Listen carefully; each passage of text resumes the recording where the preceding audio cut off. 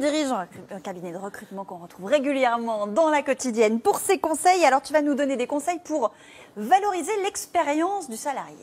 Oui, alors on peut même dire un mot qui est un peu tabou. On va valoriser sa seniorité. C'est quoi la seniorité? Alors, la seniorité, Seniorita. la définition, en fait, si on prend le latin, c'est une personne plus âgée. Mais pour être plus concrète, c'est une personne qui a plus de 15 ans d'expérience dans la vie professionnelle. Ah, donc il n'y a pas d'âge de départ. C'est Non, pas à partir en fait, de 50 ans. Non. Oui, alors c'est une personne active de plus de 45 ans en général, mais c'est en opposition à junior. D'accord. Ah ouais. Bah, Très 15 ans simplement. d'expérience, ça peut commencer même plus tôt que ça. Hein, à 35 ans. Il bah oui. suffit que les gens aient démarré effectivement Ah bah, tôt, c'est ça, on exactement. y arrive vite. Alors, tu vas nous donner 5 bons conseils. Le premier, ne vous laissez pas stigmatiser. Oui, parce qu'on entend souvent les seniors, ils sont ceci, ils sont cela, etc.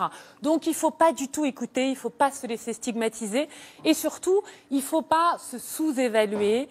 Il ne faut pas penser qu'on est moins bien, moins compétent, parce qu'on a énormément de choses à apporter aux entreprises et les entreprises le savent très bien. Voilà, un senior, c'est pas quelqu'un assis sur un banc qui donne du pain à des pigeons. Hein. Voilà. Je vais passer un message là, aux entreprises. C'est pas faux. Deuxième conseil, adaptez-vous au marché. Oui, alors ça, en revanche, c'est très important.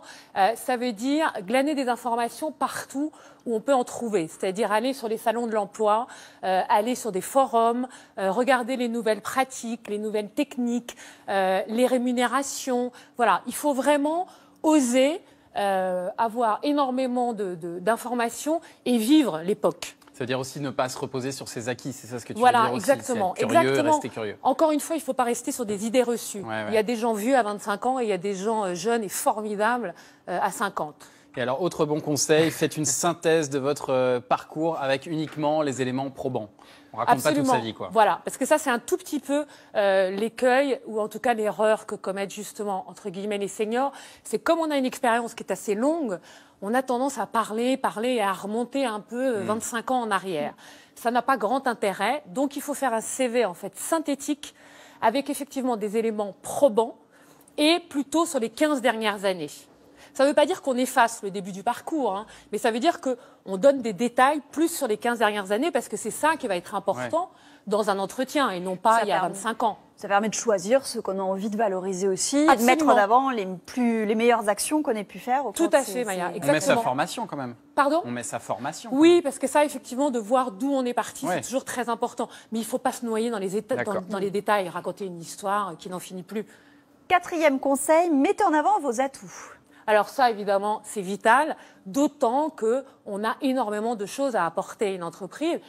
Par rapport à des juniors, on a l'expertise, on a l'expérience, on peut manager une équipe, on est opérationnel immédiatement, on est souvent autonome, on est fidèle aussi, puisque quand on prend un poste, on part moins vite que des juniors qui ont des vrais plans de carrière. Ah oui. Donc tout ça, il faut le mettre en avant parce que c'est une vraie force, c'est une vraie force.